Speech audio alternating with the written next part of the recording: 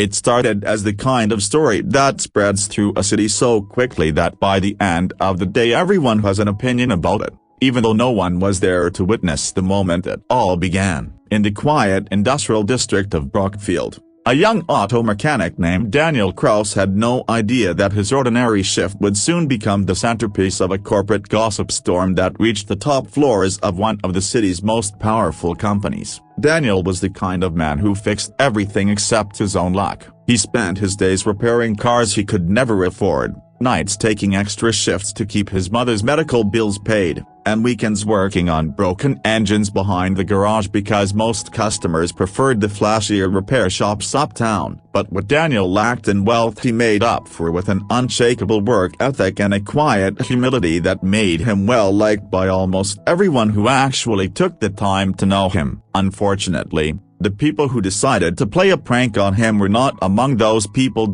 For weeks, a group of junior employees at Maxwell Automotive Corporation had been exchanging jokes in their private group chat about staging a blind date as a prank. They wanted someone easy to fool, someone who would not question why a fancy restaurant would suddenly become the setting for a romantic surprise. And when one of them happened to bring in her car for servicing at Daniel's garage, she made the mistake of underestimating him. She saw a quiet, grease-stained mechanic with calloused hands and clothes worn from long hours of labor. She heard his polite tone and assumed it meant he was not Hilda McRanvey. She observed his modest posture and thought it meant he lacked confidence. By the end of her visit, she had convinced herself that he would be the ideal victim. The group agreed instantly. As they planned their prank, a fake blind date in one of the city's upscale restaurants, they congratulated themselves for what they believed would be harmless fun. They even chose the restaurant strategically, the dining hall where the CEO's daughter, Emily Maxwell, often supervised weekend charity events. To them, the thought of a poor mechanic stepping awkwardly into a luxury dining room sounded hilarious. They imagined he would stutter, blush, maybe trip over a chair. They would take pictures, exchange cruel jokes, and feel powerful for an evening. But what they did not know, what they could not possibly anticipate, was that Emily Maxwell was not the kind of woman who found humor in humiliation. Emily had grown up surrounded by wealth, privilege, and polished etiquette, yet she had developed an eye for sincerity that often made her more comfortable around the company's workers than the corporate elites her family socialized with. She had spent years volunteering at shelters, hosting benefit concerts, and insisting on transparency during board discussions about worker conditions. She believed in fairness, and she despised cruelty masked as entertainment. And when she received the private tip-off from one of the restaurant servers that a group of Maxwell Corp interns were planning something that did not feel right,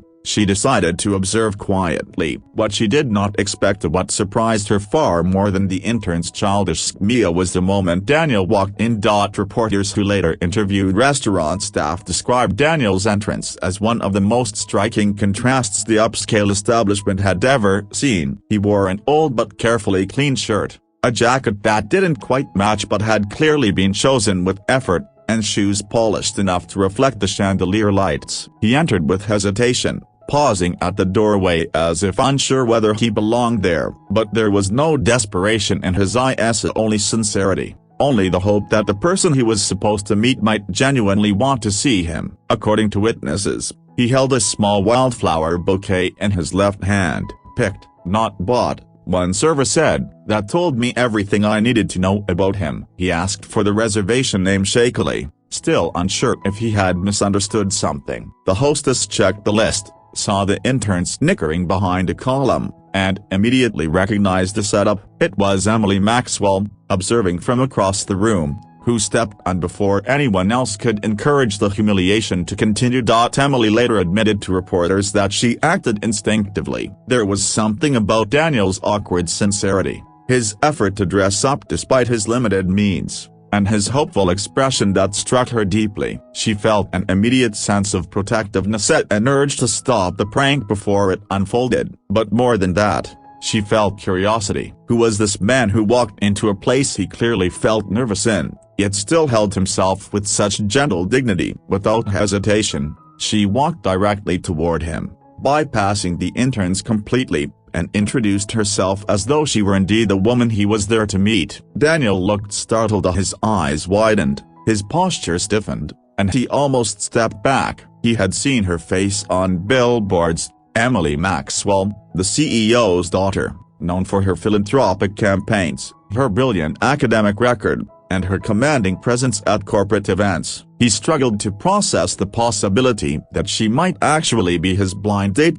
Emily acted quickly to reassure him. She explained that she was not the one who arranged the meeting but asked if he would allow her to sit with him anyway, to make sure the night turns out better than what they intended. Her voice held a firmness that immediately pushed away the laughter rising from the intern's table. Daniel breathed in slowly, then nodded, still confused but grateful. What happened next became the subject of whispers across the entire corporation the very next morning. Those who had expected entertainment from his discomfort instead found themselves silently observing a completely different spectacle. An unexpected connection forming between a humble mechanic and the company's most admired heiress. Staff members insisted that Emily was genuinely engaged in the conversation, leaning in with interest, smiling often, asking Daniel questions about his work, his dreams, even his family. Daniel, though nervous at first, gradually relaxed as he realized she wasn't mocking him. His sincerity became more visible, his voice steadier, his humor natural. Witnesses described Emily's expression as soft, curious, and impressed. As for the interns who orchestrated the prank, their smirks faded quickly when they realized the evening was no longer going according to their plan. Their target was not humiliated, their joke had turned into a meaningful moment, and the woman who held more influence than all of them combined was now clearly displeased. But the turning point at the instant that would later make headline as it came when Emily saw Daniel glance once more at the bouquet of wildflowers resting awkwardly beside his plate. She reached toward it gently, lifting it between her fingers as if it were something precious. Then she said, loudly enough for the nearby tables to hear, "I like him." Unfolds with a shift that no one in the Café Tilde copyright could have predicted, turning what was meant to be a humiliating moment for the mechanic into an unexpected turning point. When Grace Donovan walked into the Café Tilde copyright, there was an instant ripple of tension among the staff who had orchestrated the prank. They recognized her immediately as the CEO's daughter.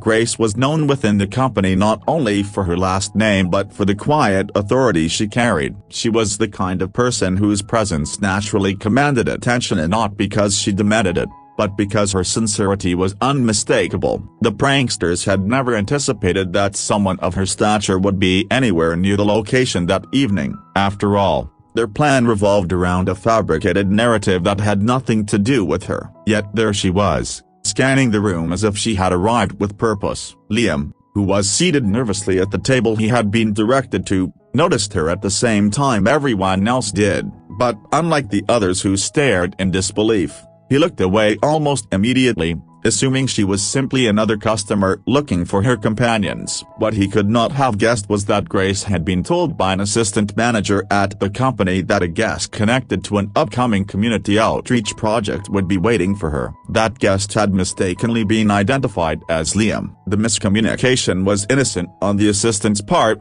but its consequences were enormous. Grace, always determined to prioritize real connections and community-based initiatives, had come to meet this person personally. She believed strongly in understanding the people behind the projects she supported, even if they came from places far from the polished corporate world she inhabited. When she approached Liam's table, the room seemed to hold its breath. She greeted him with a warm but professional smile, extending her hand in a way that communicated respect rather than status. Liam hesitated for a moment, uncertain whether her approach was intentional or some sort of mistake, but the kindness in her eyes was steady, encouraging him to stand and shake her hand. What followed was a moment that stunned everyone watching. Grace sat down across from him, speaking as if they had scheduled a meeting days ago. She introduced herself simply as Grace, without mentioning her position, her last name, or her connection to the company. It wasn't an attempt to hide her identity, it was simply her nature to meet people as equals. The pranksters, who had positioned themselves at another table with the intention of watching Liam's discomfort, immediately became uneasy. They exchanged nervous glances, realizing the situation had spiraled completely out of their control. Instead of watching Liam suffer embarrassment, they were now witnessing him being treated with genuine respect by someone far above their own corporate rank. Their whispers grew frantic as they tried to decipher how Grace had become involved, whether she knew their intentions, and what the consequences could mean for their jobs. The shift from amusement to fear was almost instantaneous. Meanwhile, Grace began asking Liam questions, real questions, the kind that show interest rather than formality. She wanted to know about his work, his skills, and what drew him to mechanical repair. Liam responded cautiously at first, still confused but trying to remain polite. He explained that he worked long hours at the company's auto service division, repairing everything from employee cars to heavy equipment used at various sites. Grace listened closely, even leaning forward slightly whenever he mentioned a unique repair or a problem he solved creatively. It was clear she was not pretending, she was genuinely impressed by the precision and knowledge his job required. As the conversation continued, Liam gradually relaxed. There was something about Grace's sincerity that softened the nervousness he had walked in with. He found himself sharing details he rarely talked about, how he had learned mechanics from his late father, how he worked extra shifts to cover medical bills for his mother, and how he sometimes felt underestimated because of his job and appearance. Grace didn't interrupt, she didn't judge, she listened with a depth of attention that made Liam, for the first time in a long time, feel like his story mattered. Around them, customers began to notice the strange contrast. A humble mechanic speaking with the poised and elegantly dressed daughter of a CEO, both appearing deeply engaged in the exchange. Some customers recognized Grace immediately, while others sensed only the unusual pairing. Still, everyone understood that whatever was happening, it was something beyond the ordinary. The pranksters became increasingly anxious. They whispered among themselves, trying to decide whether they should intervene or quietly leave the cafe till the copyright and hope Grace never discovered their involvement. Some believed that staying would make them appear innocent, while others feared that remaining would only increase their chances of being connected to the incident. The atmosphere around their table became thick with dread, as they realized that the prank had transformed from harmless mischief into something that could jeopardize their positions at Redline Auto Corp. As the conversation between Liam and Grace deepened, she began to notice the awkward behavior of the employees at the other table. Their nervous glances, hushed tones, and stiff posture did not go unnoticed. Grace was observant by nature, and it was clear that something had unsettled them. Although she did not confront them immediately, her expression shifted slightly, signaling that she was beginning to put pieces of the situation together. Liam, however, remained unaware of the broader context unfolding around him. For him, this was simply a surreal moment, a kind interaction with a woman who seemed entirely out of his league, yet who treated him with an unexpected level of respect. At one point, Grace asked him what his biggest goal was, professionally or personally. The question caught him off guard. Most people seldom asked him about dreams, they cared more about what he could fix for them. He took a moment before answering, explaining how he hoped to eventually open his own small repair shop, one where customers felt safe from being overcharged and where young trainees could learn the trade honestly. Grace's eyes softened at his answer, noting that his ambitions were grounded not in wealth but in community. Her interest in him grew, while not romantically at first, but as a genuine appreciation for someone who lived with purpose despite his hardships.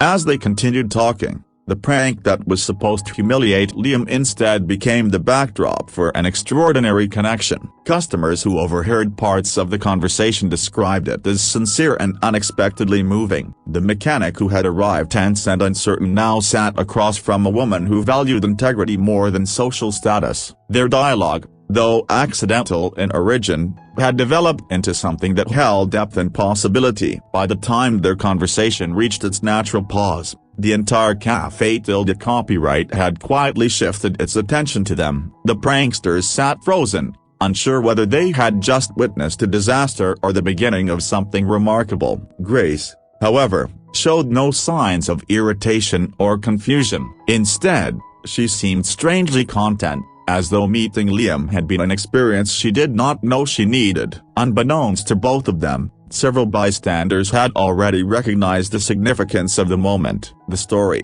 still unfolding at that time, would soon leave the walls of the Café Tilde copyright, taking on a life far bigger than anyone anticipated. Begins with a moment that would later be replayed, quoted, and discussed across social media platforms, transforming an ordinary evening into a story that resonated far beyond the walls of the Café Tilde copyright. As Grace and Liam stood to leave, having spent more time together than either of them expected, she paused. There was a brief, quiet exchange of gratitude between them, Liam thanking her for the unexpected company, and Grace thanking him for his honesty and openness. But it was the sentence that followed that shifted the entire atmosphere and left the Café Tilde copyright in stunned silence. "I like him." Those three words carried far more weight than anyone could have anticipated. They were not whispered or accidentally spoken in private. They were clear, confident, and sincerely spoken in a voice that echoed just enough for several patrons to hear. For a moment, even the soft Café Tilde copyright music seemed to fade as the words settled in the air. The customers who had been discreetly observing the unusual pairing reacted first with surprise, then with a kind of collective warmth that spread through the room. It was not common to hear someone of her status express such a straightforward sentiment, much less about someone whose life circumstances were so different from her own. Liam stood frozen, unsure how to respond. All his life, he had been accustomed to being overlooked, underestimated, or quietly judged. Compliments rarely came his way, let alone sincere admiration from someone like Grace. He could feel the eyes of the room on him, not in judgment but in curiosity mixed with admiration. His face reddened slightly as he tried to absorb the meaning behind her words. For a man who spent most days buried under car hoods, covered in grease, and speaking mostly through his work rather than through social interactions, the moment felt unreal. Grace, on the other hand, appeared calm, even relieved. To her, saying "I like him" was not a declaration of romance but a genuine acknowledgement of character. Having grown up in a world where authenticity was scarce and where many people approached her either out of fear of her father or in hopes of gaining influence, meeting someone who treated her with natural sincerity felt refreshing. Liam had spoken to her not as someone chasing status, but as a person trying to understand and communicate. That, more than anything, left an impression on her. However, the employees who had orchestrated the prank felt a very different wave of emotion wash over them. Their paled, anxious expressions revealed the panic rising inside them. They knew instantly that the situation had escalated far beyond anything they had imagined. What had started as a joke intended to amuse them and embarrass Liam had now crossed paths with someone who held real influence. Not only had the prank failed spectacularly, but it had also positioned them directly at risk of professional consequences, as serious ones. They watched closely, hoping Grace had not connected them to the plan, praying she might leave before realizing the entire incident had been routed in their cruelty. But fate rarely protects the guilty. As Grace prepared to exit the Café Tilde copyright, she finally looked toward their table. Her gaze was steady, controlled, and sharper than before. It was clear that she had noticed their odd behavior earlier, though she did not confront them directly. The slight raise of her eyebrows suggested she was piecing the puzzle together. The pranksters stiffened, knowing their expressions alone might give away their involvement. The silence between their table and hers stretched uncomfortably, and it became increasingly clear that avoiding consequences was unlikely. Meanwhile, the story was already escaping the Café Tilde copyright. A young woman who had captured a short, discreet clip of Grace smiling at Liam had posted it online with a brief caption, "CEO's daughter on a date with their mechanic, something special happening here." Within minutes, the clip began circulating. The comments filled with speculation, as some rooted in curiosity, others in admiration. Many praised the visible sincerity in the exchange. Others criticized the social differences, only to be countered by remarks highlighting the beauty of genuine human connection emerging in unexpected places. As Grace and Liam stepped outside, the cool evening air seemed to ground them both after the intense emotions inside. Liam tried to thank her again for spending the evening with him, but she gently waved off his attempt, telling him that the gratitude was mutual. She expressed that she found him refreshing as someone who didn't try to impress her, someone who spoke plainly and truthfully, someone who seemed grounded in a world full of Section 8s. For someone in her position, authenticity was often the rarest quality to find. She asked if they could meet again, not under mistaken circumstances and not as part of any corporate initiative, but simply as two individuals interested in learning more about each other. Liam hesitated only for a second, not out of fear but out of disbelief that someone like her would want to spend more time with someone like him. But he accepted, and the smile she gave him in response solidified the beginning of something neither of them had expected when the day began. By the next morning, the incident had reached the upper management levels of Redline Auto Corp. The CEO himself, Robert Donovan, was informed of the viral clip circulating online. At first, he assumed it was another exaggerated social media rumor, but when he saw his daughter in the video, speaking warmly to one of his mechanics, his attention sharpened. Although protective, Donovan was known for fairness. The more he learned about Liam, his work ethic, his financial struggles, and his positive reputation among older employees, the more he respected the young man. What he did not respect, however, was the behavior of the employees who had used a member of his staff as a source of entertainment. An internal review was launched immediately. The pranksters were identified quickly, and disciplinary hearings were scheduled. Reports stated that Donovan expressed personal disappointment in their conduct, emphasizing that humiliating another employee, regardless of rank, violated not only company policy but basic human decency.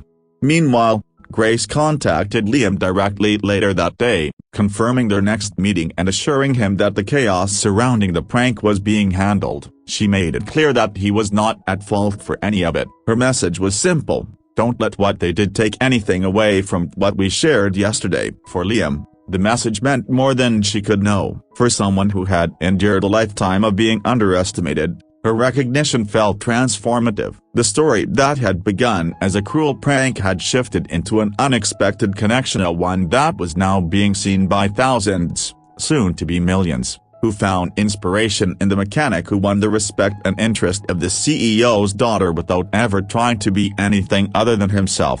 As days passed, the public narrative remained overwhelmingly positive. Commentators praised Grace for her humility and Liam for his sincerity. Many pointed out that while the pranksters tried to exploit social differences for amusement, Grace had instead seen value where others tried to make mockery.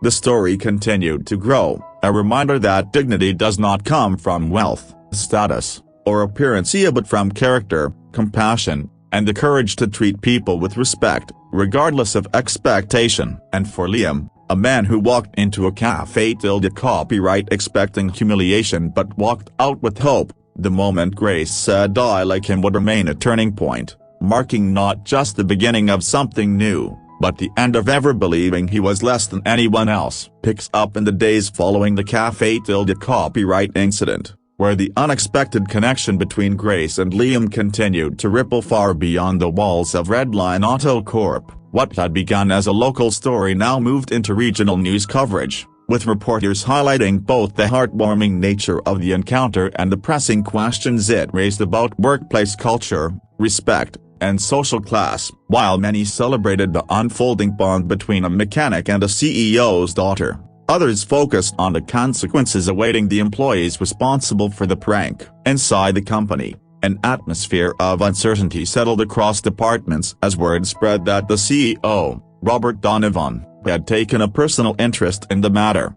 Liam returned to work the next morning trying to maintain a low profile, but his efforts were futile. Some colleagues greeted him with supportive nods, while others stared with quiet embarrassment, knowing they had previously ignored or underestimated him. A few whispered apologies, though none came directly from the group who had set him up. Instead, those employees kept their distance, avoiding eye contact and moving quickly whenever he entered the room. Their silence, however, did not erase their involvement, nor did it prevent the truth from coming to light. The internal investigation proceeded more swiftly than many expected. Donovan, deeply protective of workplace integrity, insisted that every individual involved be questioned. Interviews were conducted, messages were reviewed, and witness statements were analyzed, it became increasingly clear that the prank had not been a spontaneous joke but a premeditated attempt to belittle someone they considered beneath them socially and professionally. The irony was not lost on anyone.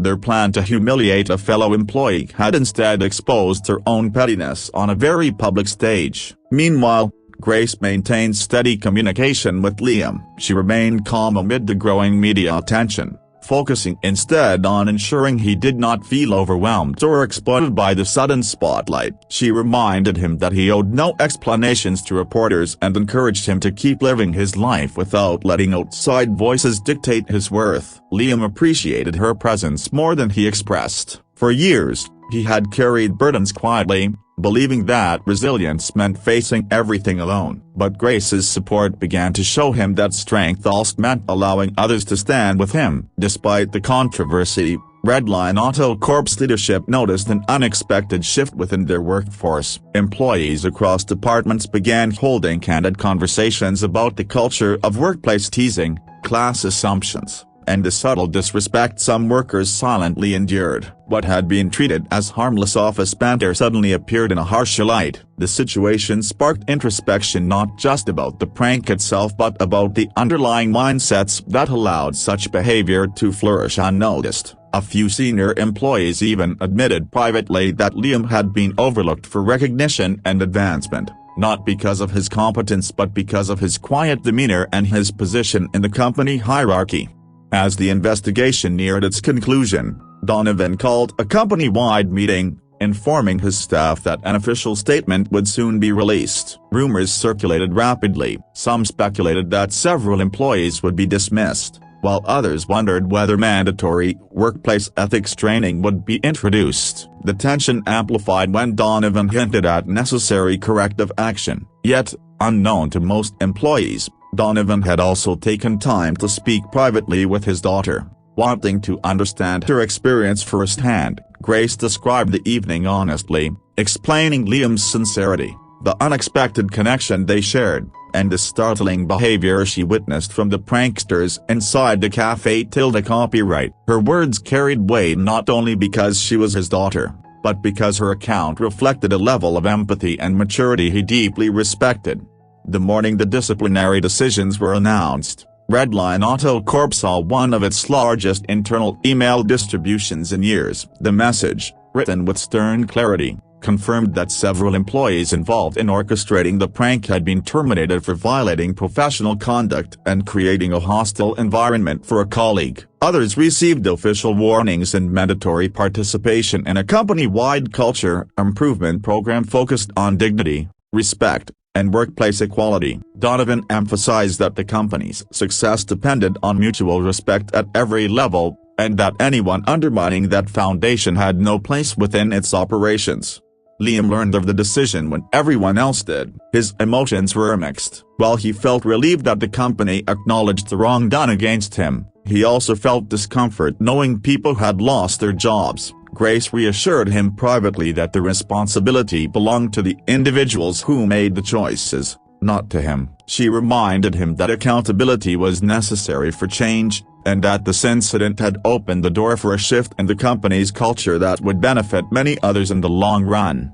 With the investigation behind him, Liam gradually returned to a sense of normalcy, though his life was anything but ordinary. Local publications reached out for interviews, and strangers occasionally recognized him on the street, expressing admiration or curiosity. He declined most media requests, preferring to stay focused on his work and on the growing friendship he was building with Grace. She, in turn, handled public curiosity with graceful deflection, shielding him from intrusive attention whenever possible. Their next meeting was quiet and private, far from the eyes of onlookers or Cafe Tilde copyright patrons with cell phones. They talked for hours about their lives, his upbringing with a hard-working father and a mother who taught him compassion, their experiences navigating privilege and responsibility, and their mutual appreciation for simple, meaningful conversations. The more they spoke, the clearer it became that the connection between them was not a fleeting moment born from a dramatic incident,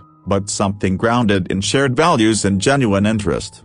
Back at Redline Auto Corp, Something remarkable began to happen. Employees who once dismissed Liam started approaching him with curiosity and newfound respect. Some asked for advice, others simply made an effort to greet him. For the first time since joining the company, he felt seen not just as a technician, but as a person whose presence mattered. Supervisors began paying more attention to his contributions, and whispers about future promotions circulated quietly. The company's culture, once indifferent to its quieter workers, had begun shifting toward inclusivity, and many attributed that shift to the simple way a mechanic had carried himself through an ordeal designed to demean him. As for Grace, she found herself thinking often about how differently the evening could have unfolded had she not walked into that Café Tilde copyright at that exact moment. The coincidence made her reflect on the unpredictable ways life connects people who might never otherwise meet. She had attended countless corporate events surrounded by polished smiles and practiced conversations, yet none of those interactions had felt as genuine as her unexpected evening with the mechanic who spoke to her as if she were simply another person. Their families, too, began to sense that something significant was growing between them. While Grace's father remained quietly observant, he admired Liam's integrity from a distance. He did not interfere, believing that genuine relationships should form naturally. Liam's mother, on the other hand, expressed both surprise and happiness, telling her son that life often rewards those who carry themselves with humility, even when others fail to appreciate it. As the story continued to evolve, both publicly and privately, one truth became increasingly clear: what had begun as a cruel attempt to embarrass a man had instead revealed his character to the world. It had also highlighted the power of kindness, a force strong enough to turn humiliation into hope, misunderstanding into opportunity, and a random meeting into the beginning of something meaningful.